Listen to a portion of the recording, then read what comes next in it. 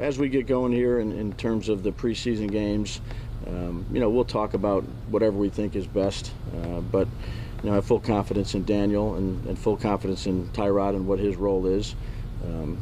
Each day we sit there, we evaluate the guys, but will he get a few reps here or there? He might. Brian, will that be? Is that any reflection on Daniel? Or? Absolutely not. No. Why would you get now? Hearing Daboll say it is a far cry from seeing the tweets of the beat writers who were there. 100%. It was sold as a little bit more than the way Daboll said it. Okay, I'll say that, and I'm not throwing shade here at anybody. I'm just saying when I saw the tweets come through, they create a stronger impression than the words and the body language of Brian Daboll. However, Chris, why are you giving any first-team reps to anyone but your starting quarterback in a year when he's trying to learn a new offense? Why are you doing that? Well, I think there's a few back to CYA, okay? Because what does that mean? Well, yeah, do you want me to tell you again? So either way, it's like Tyrod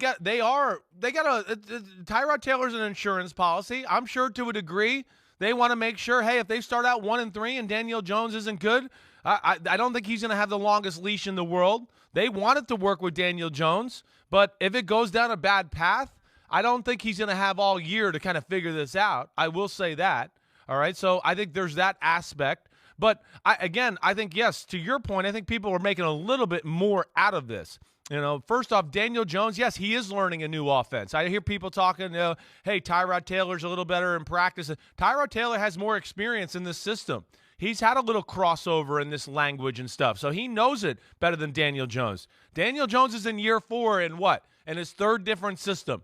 So I would imagine that there's things that Tyrod Taylor knows about this a little bit more than Daniel Jones, but I don't think it's an indictment on Daniel Jones in any way yet. I don't. And I'll go back to the preseason game, and I challenge anybody to go back and watch it. Watch it again. I mean, Daniel Jones did a good job in the first drive. He should have been 7 for 10 with a 1st and goal at the 2-yard line, and Kenny Golladay dropped the ball.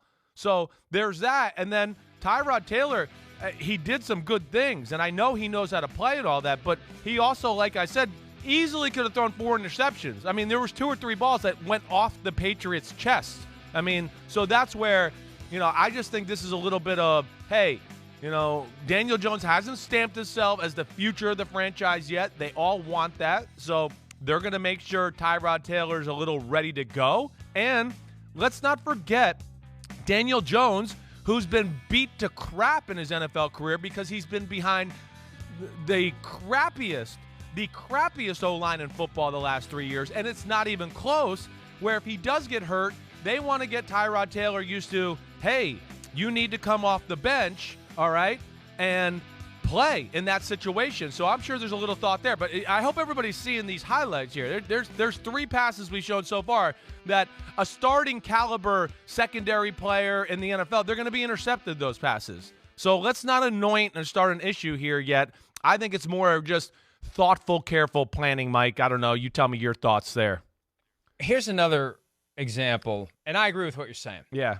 When you think about what was asked and what was said by Brian Daboll, this is why it's important, I think, for a head coach to learn how to choose words carefully, because I think he's strayed into a subject that he didn't need to stray into.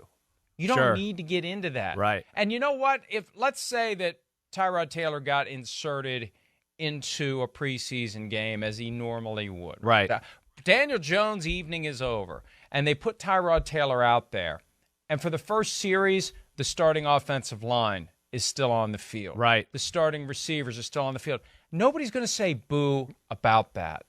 So I think this is a situation where Brian Daboll accidentally, exacerbated by those who were at the press conference, and characterized his statements as stronger than they really were. It's an example of tripping into a situation that was completely avoidable, because you don't need to even go there. Yeah, people are trying to fan the flames of this right here. That, right? And I think that's an important reason to be sensitive to the possibility that you've got people saying, "Oh, Tyrod." just steer clear of saying to the world, well, yeah, he may get some reps with the first team offense. And then somebody tweets it out in a way that makes it stronger than it really was. Right. Just put the guy out there.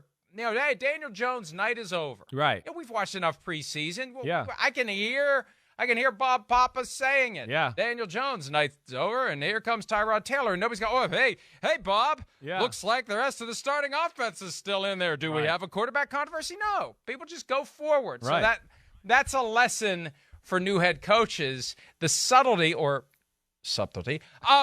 understanding what you say, how you say it, and how it can be interpreted, even if you don't mean it to be interpreted that way. I hear you there. I honestly think he realized it as it was kind of coming out of his mouth there. When you watch the clip where he was like, he was a little almost tentative to say it because he knew, oh no.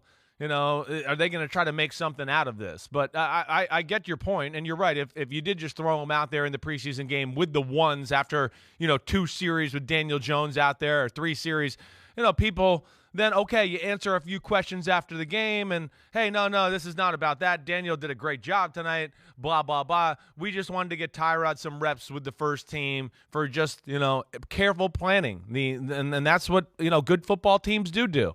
And again, between Daniel Jones, neck injury last year, he's been beat up every year he's had to play for them. I think this is something that you got to have on your radar a little bit.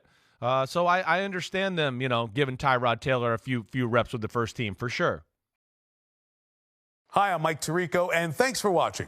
Make sure to hit subscribe for the latest news and highlights from NBC Sports.